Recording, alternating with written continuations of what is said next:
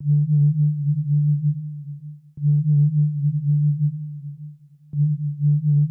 is NBC Television.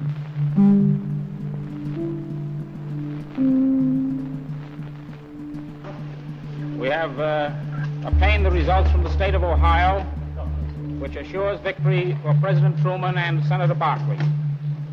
With Ohio's 25 electoral votes, President Truman and Senator Barkley will have a total of 266 votes in the Electoral College. This is the minimum figure necessary for victory. Welcome back. A lot of focus right now on the Electoral College. 270. That's the number of Electoral College votes needed to become president. They're won and lost in the states and by the Electoral College. Wait, what is this Electoral College? Well, it's confusing people. I voted, and you somehow or another I voted and it didn't count because you're counting the Electoral College votes. The Electoral College, is that sort of like the delegates and stuff like that? What the heck is the Electoral College?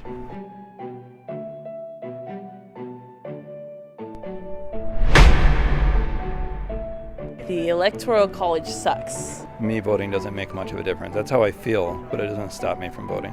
I've never voted before, to be honest. Because I feel like it's fixed. I find it odd. I really don't understand it. Why can't we just go to the polls and elect somebody? It's outdated. It doesn't work. It's too mysterious, I think. Well, I think the Electoral College is bizarre. The American Electoral College system is absolutely unique. Never before or since has any country come up with a system like this, where the people vote for electors who then go and elect the president. Well, the public has been in favor of having a nationwide vote for president since this question was first asked in 1944, and by a large margin. Currently, the public, by roughly 3-1, favors a direct popular election of president. Everyone votes in their state. Their state gets a certain number of electoral votes, which is based on adding the 2 U.S. senators, which every state gets, plus the members of the House of Representatives.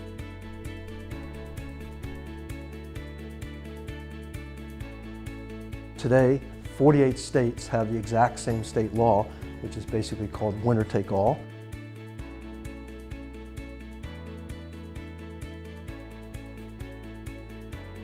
Sometimes I'm asked, well, why do they do it that way? The answer is because the Founding Fathers gave the state legislatures the exclusive right to make that decision. And the winner-take-all system says that whoever gets the most votes in a state, regardless of whether it's a majority of the votes or a plurality of the votes, takes all of the electors.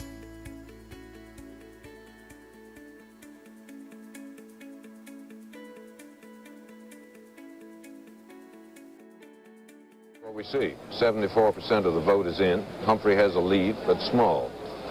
42% to Nixon's 39. Neither of them has a majority, obviously.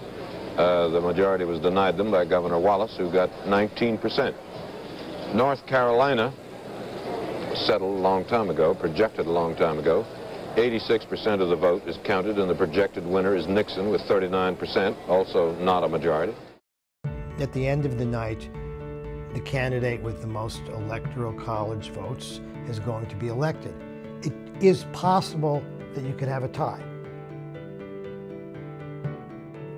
And then if you have a tie, then we have another issue with it going to the House of Representatives, and that's a whole different process. What is the significance of the 270? Any presidential candidate who receives a block of 270 electoral votes is guaranteed to be elected president. That's the magic number, more than half of the electoral votes in the Electoral College. A lot of people ask, why is that the magic number? What is that even related to? And it's very confusing because it doesn't always seem to reflect what the popular vote is. One of the questions that can arise is, are there other methods of electing the president? One of those, for example, is to do it by congressional district.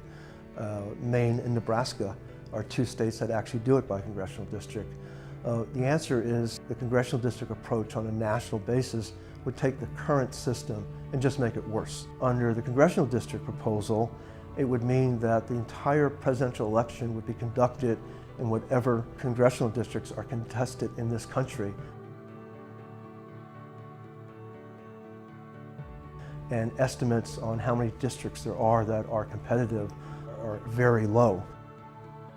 If you were to connect the Electoral College with congressional districts, you then create and you amplify the perverse incentive to gerrymander those districts.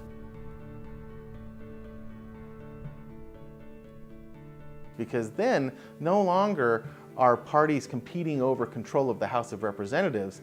Those seats are now determining the presidency. You would create a system that would deviate markedly from the national popular vote, and that would be really unstable.